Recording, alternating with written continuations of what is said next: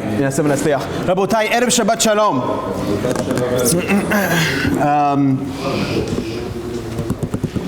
I'll tell you how this class started. 2 weeks ago, I was in Eretz Israel, I was in Israel, I was in Beit Vegan, one of the hotels in Yerushalayim. It was Saturday night, and I was getting ready to go to Rehov Ben Yehuda, which is Makom HaKadosh, where all the wonderful things happen in Yerushalayim. And I was sitting next to one of the senior educators at the Orthodox Union. His name was Rabbi Yisrael Lashak, Shem Yishmereu. And he told me a story. He said that one time he was walking with a Gadol Hador, didn't mention his name, and they were walking in a hotel together. And as they were walking in the hotel, they were in one of the hallways, and they witnessed two non-religious women that were trying to remove the mezuzah from their door. Not knowing what mezuzah was, they began trying to unscrew the mezuzah, and they hear, the two rabbis, they hear the girls talking, look, they're spying on us, this is inappropriate, I think I see a camera inside, and they're going through, maybe this is a spy camera. And Rabbi Lashak, he goes over to them, he says, no ladies, you don't understand, this is no spy camera, no one's watching you. This is a mezuzah, this is a holy scroll, and look, and he's pointed to every single doorpost on the hotel rooms. Every single one of these hotel rooms, they have this mezuzah, and it's for protection, and you have nothing to worry about.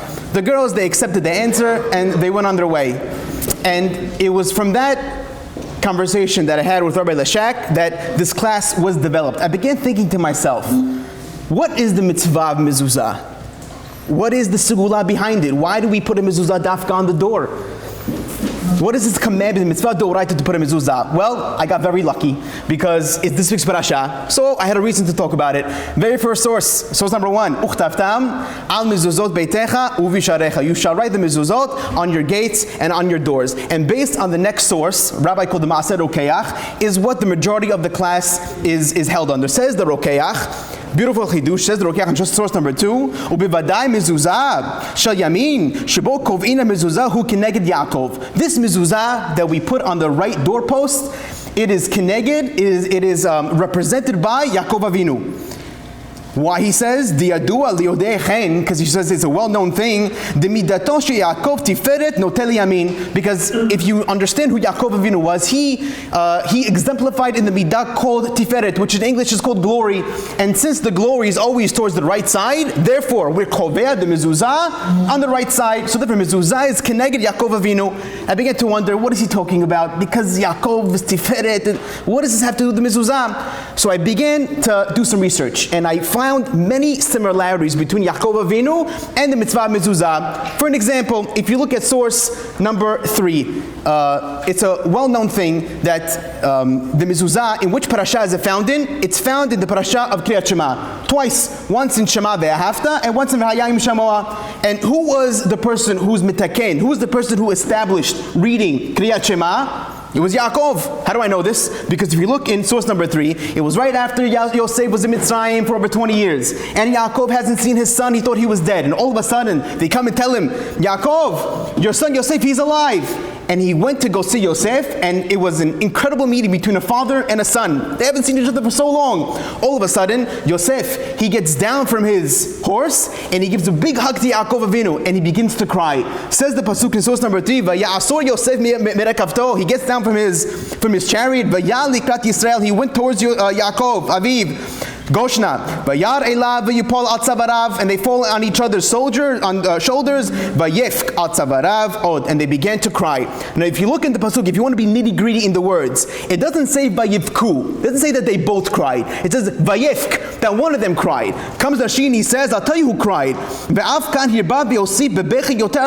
Yosef, who's crying a lot in the situation. Yaakov,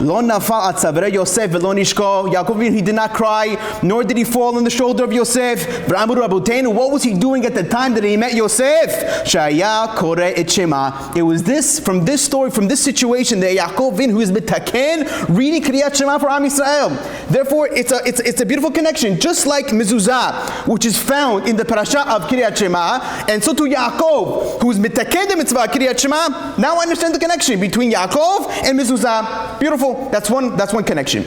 If you look at the Arizal, which is in the next source, in source number 4, Says the Rabbeinu Ari that if you go ahead and you take the gematria of Yaakov, we could do it together. Yud is 10, that's easy. Ayin is 70, that's 80 together. Kof is 100, and Bet is 2, that's 182. Says the Arizal, if you take Yaakov, which is 182, and you multiply Shem Havaya, well, how much is Havaya? The 26, that's well known. Times Havaya by 7, and you get Havaya 26 times 7, 182. Now, why would I multiply Havaya times 7? Because says the Arizal, I'll tell you why. Because if you look in Parashat Kriyat Shema, how many times is Hashem's name mentioned in Kriyat Shema? 7. Therefore, if you take Hashem's name, multiply by the amount of times it shows up in Kriyat Shema, you get 26 times 7, 182. Beautiful Yaakov. Says the Rabbeinu Ari inside source number 4, Ki Yaakov begematria zayin pa'amim Havaya. V'hinei, b'shtei ha'parshiyot shebemezuzah, Yishnam b'diyuk zayin shemot Havaya. Exactly 7 times Hashem's name is mentioned. Therefore, Kemispar Yaakov. Another beautiful connection between Yaakov Avinu and the mitzvah of mezuzah.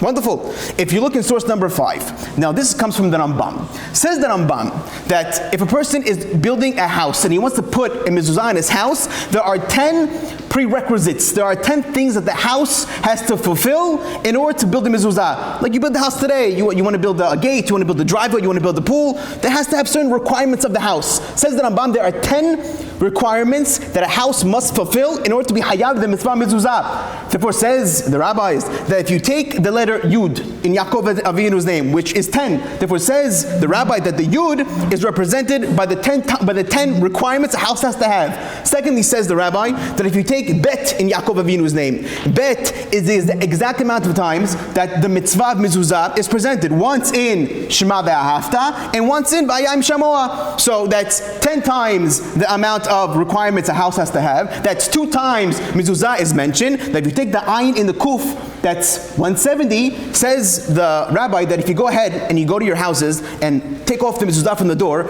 and count how many words there are in the parasha of Kriyat Shema that mentions mezuzah, the answer is 170. Therefore says the rabbi, it fits in that the Bet of Yaakov is the 2 times mezuzah is mentioned. The Yud in Yaakov is the 10 requirements a house has to have based on the Rambam. And the 170 is the base how many words it's written inside the mezuzah. Beautiful, very, very in-depth answer. That's the Rambam. Fourth similarity between Yaakov Avinu and the mezuzah, if you look at source number 6. Now, it's a well-known thing we've been taught since we were kids, that the mezuzah, it protects us. It's a well-known item.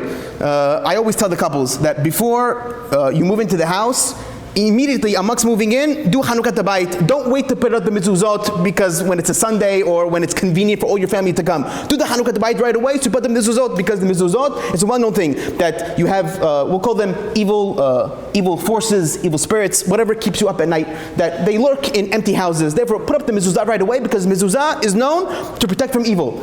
We just finished Tisha B'Av. There's a well-known midrash in Tisha B'Av that the midrash says that during the times of Shavas B'Tammuz and Tisha B'Av, there's a certain demon that lurks around. His name is Ketev Miriri, and he lurks around. The midrash actually says that if you were to look at him, he is a creature that is filled with just eyes. That is how his body is configured, just eyes, but he only sees from the eye that's in the middle of his body.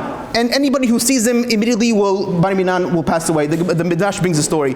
However, says the midrash that this Ketev Miriri, this shed, this demon, it does not appear in the city. Why? Because in the city, there are mezuzot in the houses. So you see, the mezuzot has an inyan of protection from shedim. Also physical harm. I remember as I was a kid, I remember reading a story that there was a Baal Teshuvah in Florida, that he was getting religious, and the rabbi was trying to convince him, put a mezuzah on your house. Put a mezuzah on your house. And he lived in a very, we'll call it, dangerous neighborhood. And before the man went on vacation, he said, you know what, I'm going to listen to the rabbi, I'm going to put a mezuzah on my house. And when he came back from his house, he noticed that there was a string of robberies, and all the houses on his block were robbed except his. And it's not like he lived at the end of the block. He lived directly in the middle. And he came to the rabbi and said, look, Rabbi, look how much your mezuzot protected me, even though I lived in this dangerous neighborhood and all the houses got robbed except mine. So you see that the mezuzah is a inyan of protecting both physically and both spiritually. Why am I telling you this? Because if you look in source number 6, the source clearly says, who promises that there's going to be a protection? This is HaKadosh Baruch Hu talking to Yaakov Avinu, and he says, V'hinei anochi imach, I'm going to be with you, ushmarticha b'chol asher telech, and everything you will do, I will protect you. I want to say that this is in reference to the mitzvah of mezuzah, just like we see mezuzah protects us both spiritual and physical harm. It's a guarantee from HaKadosh Baruch Hu himself. Beautiful. Another connection between Yaakov and the mitzvah of mezuzah. Fifth connection, we found it in the Shlah HaKadosh. Says the Shlah that if you look at the way mezuzah is spelled, you don't have to guess, it's spelled right there. Says the Shlah HaKadosh, remez. The truth is, Rabotai, if you look inside the Torah, there's the rabbis in the Gemara, they teach us that mezuzah, it guarantees a person long life. How do they know that? Because there's a juxtaposition, there's a connection between the two pasukim. One pasuk says, Uchtaftam al mezuzot beitecha ubisharecha. And the other pasuk, which is right next to it, says, Leman yirbu yemechem v'meberechem. That you'll have long life. Therefore, the rabbis say, in what zichut leman yirbu yemechem? In what zichut are we going to have long life? Because uchtaftam al mezuzot beitecha ubisharecha. Therefore, says the Shlah HaKadosh, I'll prove it to you. Because if you look at the word mezuzah, the way it's spelled, if you boggle the words around, boggle the letters around, it spells zaz mavet. Mezuzah is zaz mavet. Zaz in Aramaic means to move. Mavet means death. So zaz mavet. The mitzvah of mezuzah is zaz mavet. It moves the mavet away. How do we know this? Because since Yaakov Avinu is connected to mezuzah, what does the Gemara tell us about Yaakov Avinu? Did Yaakov Avinu ever die? The Gemara says no. Yaakov Avinu lo met. And therefore in the zechut that he is connected, mezuzah, which is zaz mavet, therefore Yaakov Avinu never died. You look in the Shlah, in source number 7, and he says, Remez davar, ze b'tevat mezuzat ha'ketuva beparasha rishona chasara vav. It's missing a vav.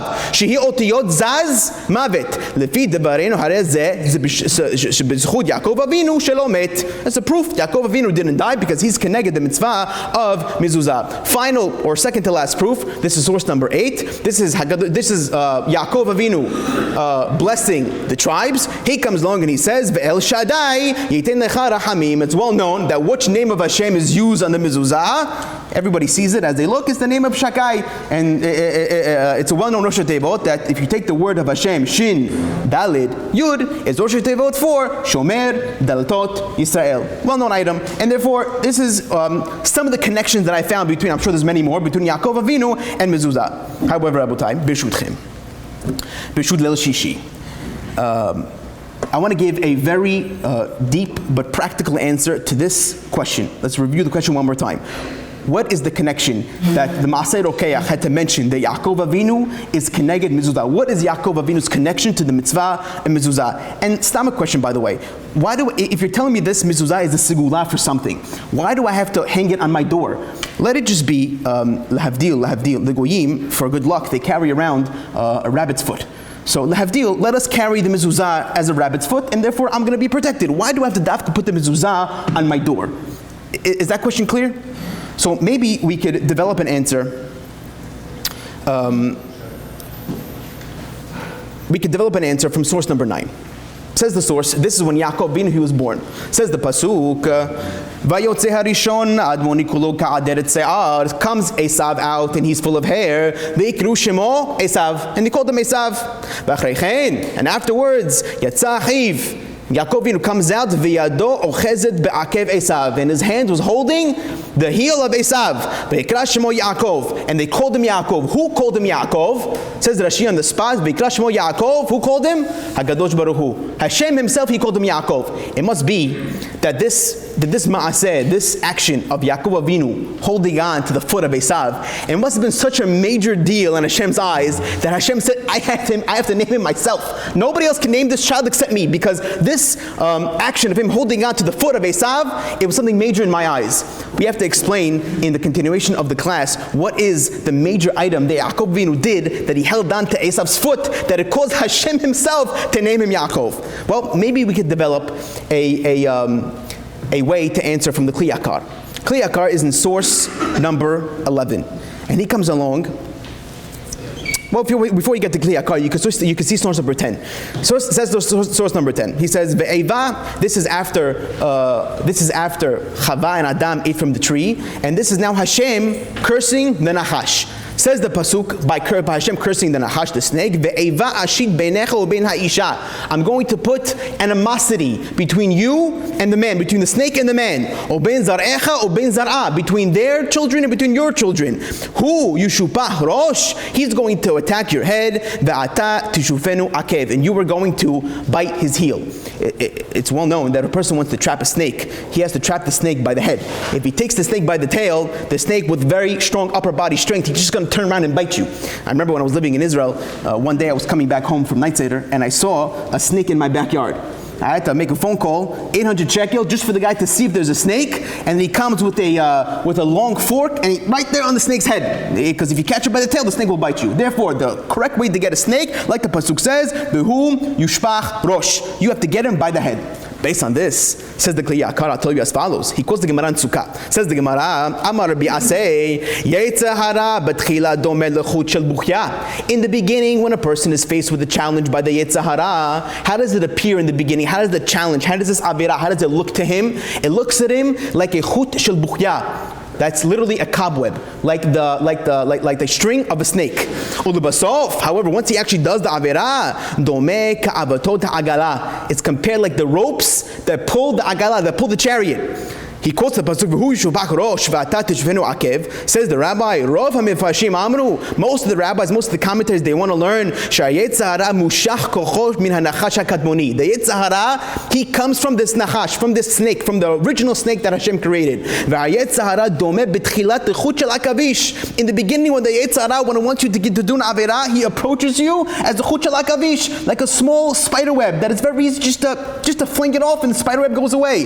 When the yetzer hara presents for us an avera in the beginning, he makes it look as if it's very, like it's no big deal. It's a very small felony. It's a misdemeanor. It's nothing. Just do that avera, whatever. You'll get away with a slap on the wrist. Nothing major. All of a sudden, says the Kli Yakar, however, afterwards, when the Yetzer Hara is working on you, and he's working on you, and every single day he's working on you, la'avatot ha'agala becomes like the rope and agala, which is very, very strong. Lekach ne'emar. That's why it says in the pasuk, Hu yushupach rosh, that when you attack the Yetzer Hara, you have to get him in the rosh. You have to get him in the beginning, before he comes and makes himself like a chut shel agala, before he makes himself so strong. When the Yetzer Hara just presents to you an avira which is very small, yushbach barosh, get him in the beginning, get him at the head right away, poison him out of your head. Therefore, says the rabbi like this. He says, Ki im hiya adam zariz. If a person he's very quick, v'yatzav yilachem biyitzro hara berosh. He begins fighting with his Yetzer Hara right in the beginning. Ratzon Lomar, shba'atchalat tegit b'bo'elav. Right away, when the Yetzer Hara gives you a sin to do,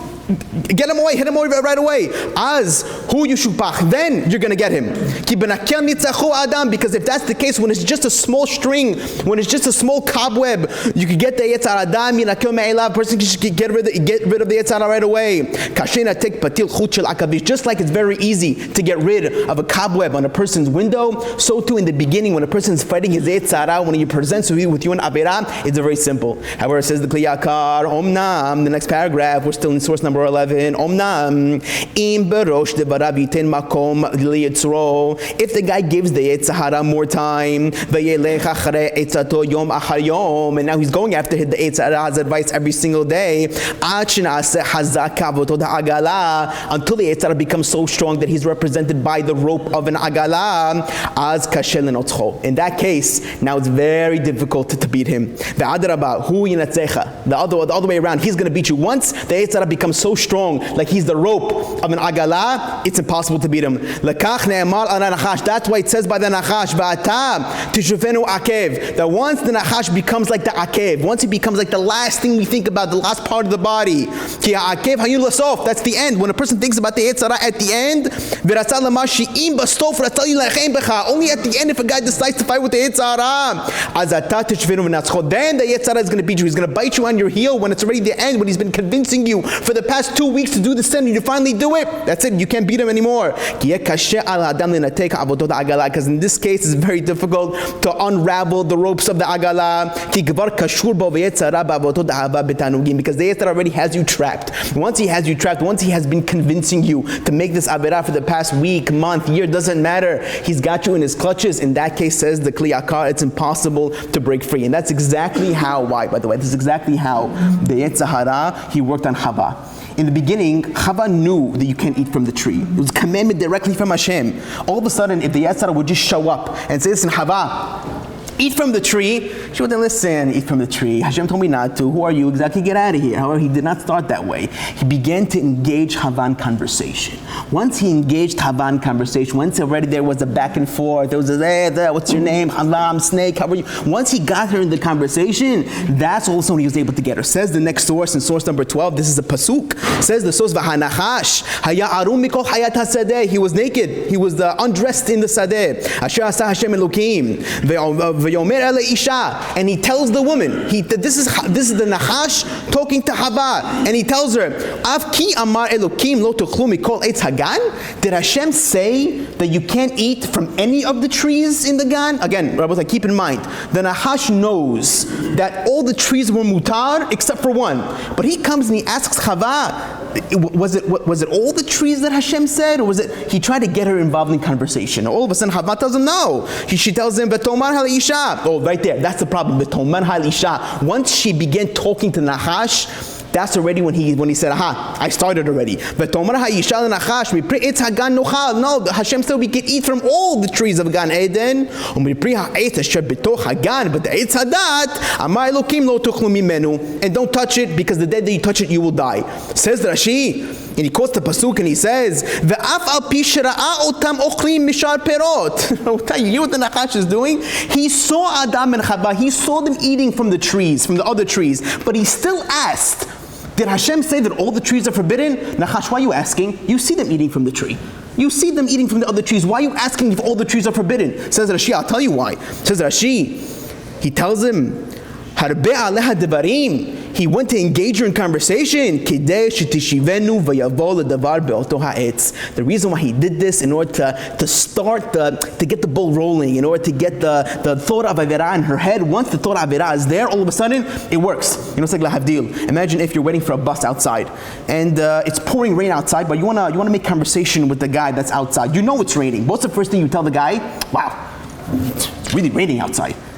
Tipesh, you see that it's raining outside. Why are you telling the guy why it's really raining? Because that's how you engage a person in conversation. Imagine you're sitting at a doctor's office and you want to talk to the guy that's on the other chair, and you see that his leg is wrapped. So clearly the guy has some sort of broken leg, and you tell the guy, so now how's your leg? Does your leg hurt? Why are you telling the guy, does your leg hurt? The answer is because that's your way to open up the conversation. Lahavdil, the Nachash said the same thing. He saw Adam and Chava eating from the tree. He saw it with his own eyes. He's eating from a tree. Why are you coming along and saying, you're eating from the tree? Of course I'm eating from the tree. You see me doing it. Elamai, it was a tactic.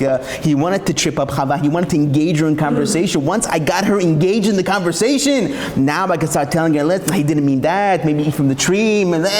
Once he got her in the conversation, that's it. He got his paws in her, and that's how he succeeded. Hence, that's why Adam Rishon, he told Chava, he said, that's why I'm obsessed, is that if you look in the very next source, in source number 13, this comes from Tehillim, a midrash called Shohar Tov. Says the Tehillim, he says, this is the first pasuk, the first perek in Tehillim. Asher Haish praises the man Asher lo halach b'atzad d'rishaim, that doesn't go according to the Eitzav d'rishaim. U'b'derech hata'im lo amad, u'b'moshav leitzim lo yashav. He didn't sit amongst the scoffers. Says the midrash, this is Adam Rishon talking. Midaber b'Adam Rishon. This is in reference to Adam Rishon.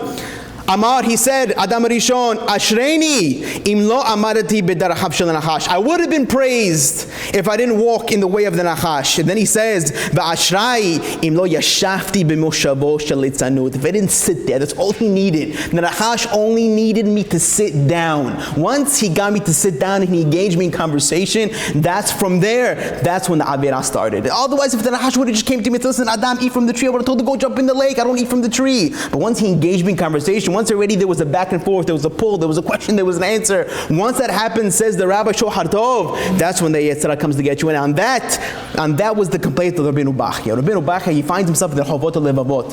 He says in the very next source, in source number 14, he says, Haketz ahai min hashena hazot, Rabotai, wake up. He says, Rabotai, wake up. Gol me'ali bechat masach yitzrecha shenasach alecha. Remove this masach, remove this veil that's upon your faces. Achi avdil benecha ben or ben or sechlecha, until you see the difference between who you are and between it clouds your judgment. The Yetzer Hara, he tries to cloud our judgment. That's how he works. And therefore he says, it's kind of like a cobweb. Those cobwebs that we sometimes see on the corner of our homes in the windows. So far, the sun, it can penetrate those cobwebs. The cobwebs is not that strong. That's how Yetzer Hara begins. However,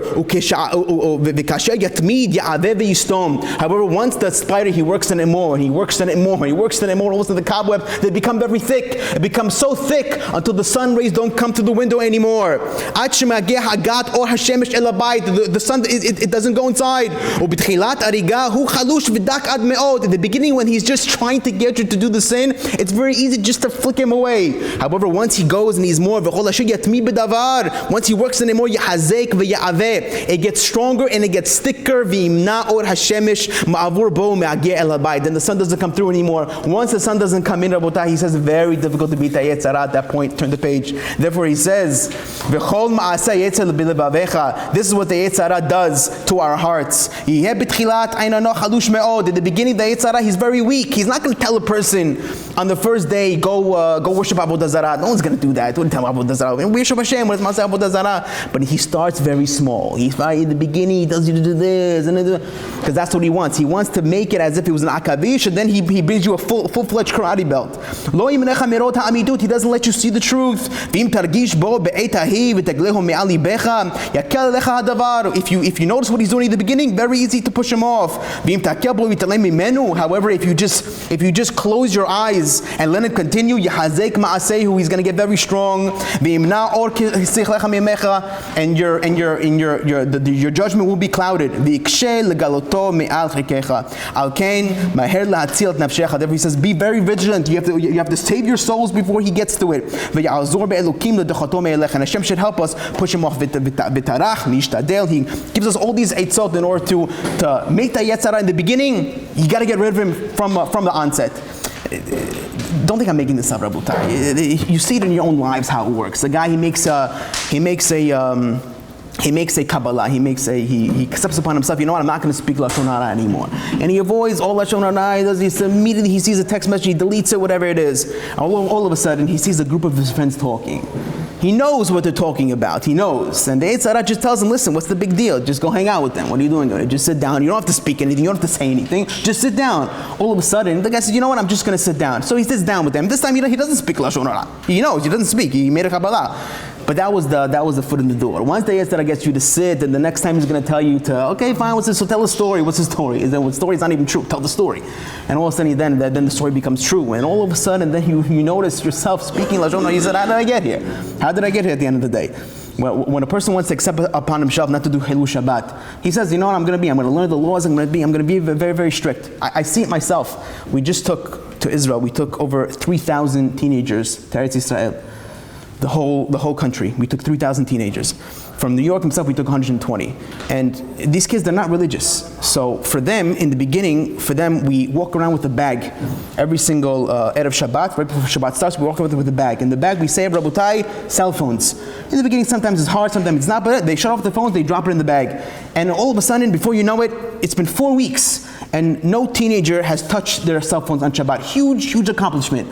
And all of a sudden, once already they come back from Israel, and already their spiritual high was over, and then they come back to America. They say in the beginning, I'm not going to touch my phone on Shabbat. But all you need is that one time. All you need is the Yetzer Hara to say, listen, what's the big deal? It's one text message. Just look at the time. You want to know the time, just look at the time. Just go like this, and the phone's going to tell you, you'll see the time, that's it. You're not going to do anything more than that. And all of a sudden, they find themselves on their phones, on Netflix, on how did I get here? How did I answer it? Because you just checked the time. You just checked the time. I see this a lot in Bnei Torah. When you're a bachur in yeshiva and you want to start getting better, you want to be serious about your learning. They say, you know what, I'm going to be serious. I'm not going to watch movies anymore. Very, very commendable. No more movies. It distracts me. It's pretty whatever. I want to focus on the limud. And they're very good. The whole yeshiva year, they're excellent. All of a sudden, they come home for the summer. They come home for Ben Azmanim. And they say to themselves, "This is a big deal. What's one YouTube video? What's one YouTube short? It's 30 seconds. I'll watch it. That's over." And my friend told me there's a funny guy doing a dance. I just want to see this. You want to see the funny guy doing the dance? He sees the funny guy doing the dance, and next thing you know, it's just another swipe up and another 30 seconds, and then another 30 seconds. But the whole year you were good. You were not doing anything. You're right. The Yetzer Hara just wanted you to do that 30 seconds. Once he got you to do the 30 seconds, then all of a sudden you notice yourself on Netflix for the whole summer. You say, "How did I get here? How did I get here? I was so good the whole year. here? How did I get here? The answer is from that one YouTube short. That one time the Yetzer Hara said, just do this small item and that's it. All of a sudden he says, that's exactly how the Yetzer Hara works. I will tell you, by the way, I'm getting back to mezuzah in a second. I know I didn't forget how we started the class. The class was mezuzah. But before I tell you about mezuzah, I have to tell you about Esav HaRasha. If you look at the next source, which is source number 15, says the pasuk in the Torah, V'yigadulu ha'na'arim, and the children they grew up, V'hi Esav ish Yodea Tzayid ish Sadeh. He's a man who knew how to trap. He's a man of the field. V'Yaakov ishtam Yoshev Ohalim. There's a very interesting targum on this pasuk. Targum is the Aramaic interpretation of the Torah. It says the Targum Yonatan in the same source. He's translating what Esav is. V'hava Esav gavar nachshir khan. That is what Esav is. He's a nachshir khan. What is a nachshir khan? If you look at the very next source in the Shla Kadosh, in source number 16, says the Shla, this word nachshir khan is actually two words split up into one. Shehen shtei milim, nachash yarchan. Nachshir khan, nachash yarchan. Well, if I knew Hebrew, I could translate it. Nahash is a snake. Yarchan or yerech is a thigh. So what does it mean he's a ish nachshir khan? Says the Shla, well, I'll tell you, Shayas siman nahash al yerecho shel Esav. Esav had a tattoo of a snake on his thigh. What is that coming to tell me? Says the Shla Kadosh, Lirmoz ki hu misitra de nahash. Esav himself, he is a nahash. He is the human embodiment of the Yetzer Hara. If you want to know who the Yetzer Hara is, look at Esav. You don't have to look so far. The Zohar, he echoes this in source number 17. He comes along and he says, Ki Esav HaRasha hu nachash hakadmoni. Same guy. Esav is the nachash. Shipil et Adam v'Chava b'rishuto. He was the same guy who made Chava and made Adam eat from the tree at its time. And therefore, that's his whole goal, Rabotai. His goal is to begin off starting very slowly, and then once he gets you to do slowly things, all of a sudden you realize you're doing something that you would never imagine. I remember when I was studying in Kollel in Israel, part of the course was we had to take marriage counseling courses. Never forget. And it was every single Saturday night for the entire winter for about 4 hours each class, marriage counseling. I'll never forget what the marriage counselor told us. He said that, where do you think infidelity, what do you think adultery, what do you think it comes from? There's no such thing as a guy being happily married and all of a sudden a woman just approaches him and next thing you know he's abera. That's not how it works usually. Usually works, he said, that maybe with a wink at the office, with a wink at the secretary at the office, maybe you winked at her. Or maybe there was a smile that was exchanged from the bar. Or maybe she bought you a drink. Or maybe, just maybe, you guys begin to text, but it's very, very small, very, very small. All of a sudden, next thing you know it, the guy's a full-fledged no'ef, and he has no idea how he got here. How did I get here? How did this happen? Said the marriage counselor told us it always starts off very small. When it comes to these type of averot, the nachash is very smart. The Yetzer Hara is very smart. He always begins very, very small, very little. When it's just cobwebs. But once already the cobwebs, once he begins to twirl more and more and more, becomes like the havalim of the agalot. And once that happens already, you can't beat them. You can't beat the guy. And his source is from the Gemara Tzukah. The Gemara Tzukah says in source number 18, he says, Al darako Yetzer Hara. This is the way of the Yetzer Hara. He knows exactly how to get a man fall. Amar Rava, betchila, in the beginning when the Yetzer Hara begins to know out you, karu holech. He's just a holech. He's a pass-by. He's a wayfarer. He's just a guy that's passing by. He's not actually my friend. I don't know who he is. He's just passing by in the street. However, once you're ready, you let him in the door a little bit. Then he becomes an oreyach. Then he becomes a guest. Once you let him in full force, karu ish. That's when he's called an ish. That's the objective of the Yetzer Hara. His objective is to get one foot in the door. Remember in the old advertisements for the vacuum, I think it was called Kinder Vacuum. They used to have a salesman. It wasn't like the commercials. They didn't have commercials back then. You had a salesman that used to walk around from house to house knocking at the door. Would you like to buy a vacuum? Would you like to buy a vacuum? Walk inside the house, you vacuum the floor. Oh, look, this is amazing, and then they would buy it. Most people, I read a test. Most people, they would shut the door. I'm not interested. The way that the salesman was able to convince the people, as the woman, as the housewife was shutting the door, he put his foot in the door. Once he got the footnote, she can't close it. And then he said, listen, I'll give you 50% off. I'll throw in the free bag. I'll vacuum your house. All of a sudden, she realizes that she ended up buying a $500 vacuum when she was just about to close the door. How did I get here? How did I spend $500 on a vacuum I didn't need? Answer is because he put his foot in the door. Once he got his foot in the door, he's able to convince her. That's exactly what the Yetzer Hara wants. He wants to put he's first called the Holech, just a regular passerby. But then he's called an Oreach. Then all of a sudden he began showing her how to use the vacuum, and then he was an Ish. He ruled the house. Maybe that's why I'm just thinking of this right now. Maybe that's why. What is Esav called? He's called a Ish Tzayid. He's called the man that knows tide. How does he trap us? This is the way he traps us. By these three items: Holech, Oreach, Ish. He's an Ish Tzayid, the guy. He knows exactly what to do in order to trap us. There's no coincidence, by the way. No coincidence. If you look at the very next source, which is the Mari Mikonma, he comes along and he says that if you take the gematria of these three words, Holech, Oreach, and Ish, it equals 575. No coincidence that the gematria of Yetzer Hara is also 575. Because this is exactly his tactic. His tactic is to begin slow until he turns it full force and he's able to get you out. I have a secret to tell you. I have a secret. This is your lucky night, by the way. If Esav is the embodiment of the Yetzer Hara, if he's the Nachash, well, Zelum Adzeh, who do you think Yaakov Avinu was? Huh? Say it louder. You're not wrong. Says the Rubinoff Arizal.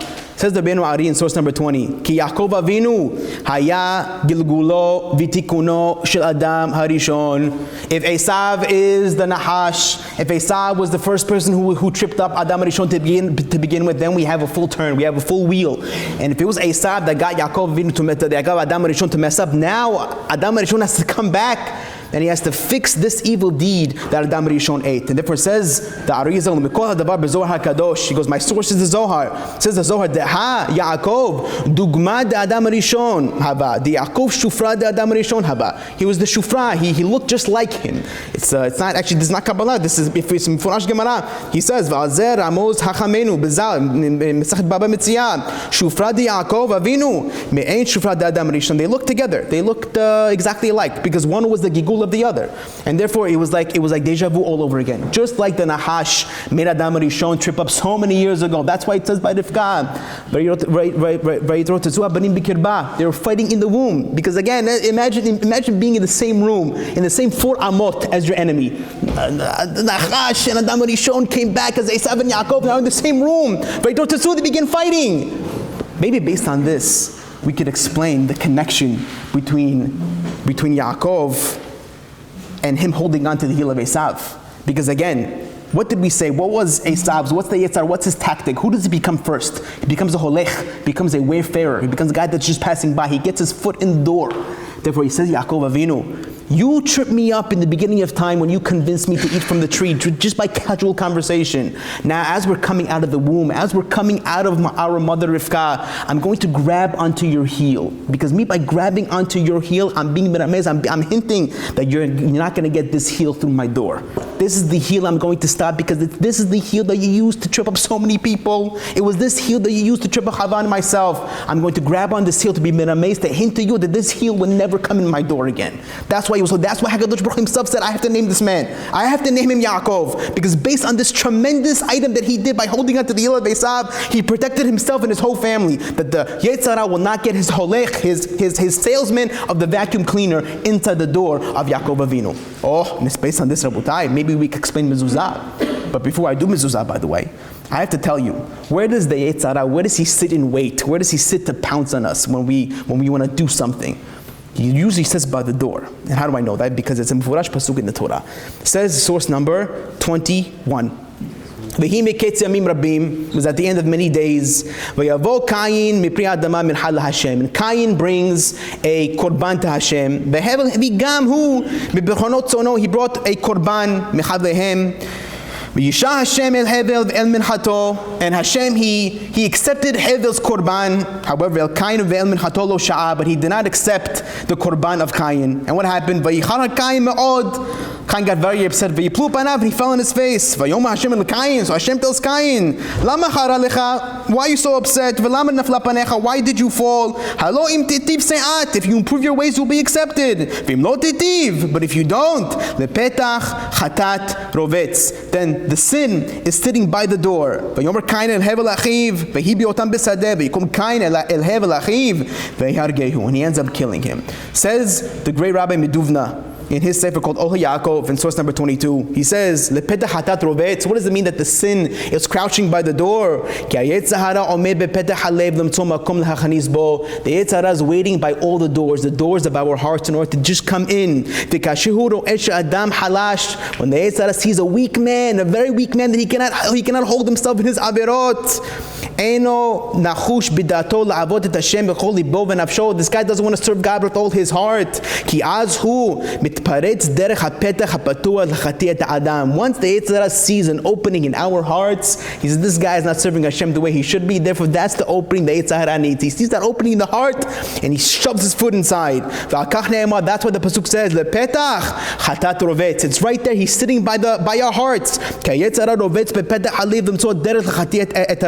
That this is the way he waits in order for us just to slip up a little bit. And by the way, that's how you explain Cain. How did I doubt that Cain woke up that morning and said, you know what I think I'm going to do today? I think I'm going to kill my brother Hebel. There wasn't such conversation. He didn't know what killing was even. There was no such thing. In the beginning, the Yetzer Hara, he got him something small. What did he get with Cain? He got Cain to be jealous of Hebel. Once he got the jealousy inside Cain's heart, after that jealousy, it led even to murdering his own brother. And now, based on this, Rabotai, now we can come full circle. What does it mean, the mitzvah of mezuzah? Just like we explained just now, that bepetach hatat rovetz. Why don't we take the mezuzah with us? Make it as a rabbit foot, make it as a kamiyah. Why do I need to take it with me? The answer is because that's what the Yetzer Hara, that's where he hangs out. And if he wants to come inside our doors right away, we put him in mezuzah. Because just like Yaakov Avinu, who grabbed onto the heel of Esav to tell him, you're not coming in my house, so too we put him in mezuzah by the door to tell Esav, to tell the Yetzer Hara, you're not coming in my house. The same thing, that's the connection between Yaakov and the mitzvah of mezuzah. Because just like Yaakov prevented the Yetzer Hara, which is brother Esav, to come inside his heart, so too the mitzvah of mezuzah, we protect ourselves by putting it on the door to protect the Yetzer Hara from coming inside. This is what Rabbi Friedman says in source number 23. Natan lanu HaKadosh Baruch Hu mitzvah mezuzah lahaniach ala petach habayit mitzad yamin on the side shehu keneged Yaakov Avinu ki kemo sheYaakov b'tzeito la'avir ha'olam, because just like Yaakov Avinu, when he first came out from the womb, ha'olam asa ma'aseh hanizgad, he made an incredible action. V'yadav ochezer be'akev Esav kedei lemnoa mimenu drisat rega b'toch hakedusha. He didn't want Esav to have a footstep in the kedusha, therefore he grabbed onto his heel. Ki b'zchut mitzvat mezuzah, because of mezuzah b'petach habayit nizkel Shmirah. We're gonna have a merit of Shmirah, of security. The Sheilei Saharat Hovetz b'petach habayit b'bichinat lepetach hatat rovetz, because that day he sits outside the door, because he's considered lepetach hatat rovetz. Lo tiyeh drisat regel b'toch habayit afilu b'bichinat holech. We don't even let him come inside the house, even as a holech, even as a wayfarer, even just as a passerby. And that's where we put on the mezuzah.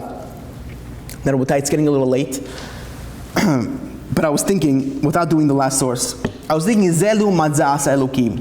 If Hashem made it that the Yetzer Hara only wants us to have this small petach, to have this small opening within our hearts, and the Yetzer Hara could just shove his foot in, and all of a sudden he can make us do anything he wants. Well, Zelu Matzeh. If that's the way the negativity, if that's the way the dark side is, well, the Kedusha side has to have the same thing. And just like the Yetzer Hara wants a small opening, so too HaKadosh Baruch Hu, from us, all he wants is a small opening. I don't mean to depress anybody, but 2 weeks from tonight, we usher in Rosh Chodesh Elul, when all we're thinking about is how to get closer to Hashem. All of a sudden it's lihot, all of a sudden it's 5 o'clock in the morning wake-ups, and it becomes difficult. But one thing that rabbis tell us, that what Hashem wants from us during this time is pitchu li petach kichodosh machat. That all Hashem wants is for us to open up a very small hole within our hearts. If the Yetzer Hara wants to do it, Hashem also wants zelu matzeh. It has to be equal. It has to be parallel. Therefore, Hashem says, just open up a small hole. Hashem wants to give us the bracha. He wants to give us the blessing in this time. All He wants us to do is in order to just open up the small part of our heart, and Hashem says, here, I'll give it to you. The mashal that they give is with a baby, and the baby is crying hysterically, and it's clearly hungry. And the mother says, oh, it's hungry, I'm gonna make him a bottle. And she puts some daisa, she puts some porridge inside a baby bottle, and she mixes it with some milk, and she closes the top, and she gives it to the baby to drink. And the baby is trying to pull the daisa out of the bottle, and still the baby's screaming. The mother's wondering, why is he screaming? I gave him the bottle already. And the mother remembers, oh, it must be because this is a new bottle.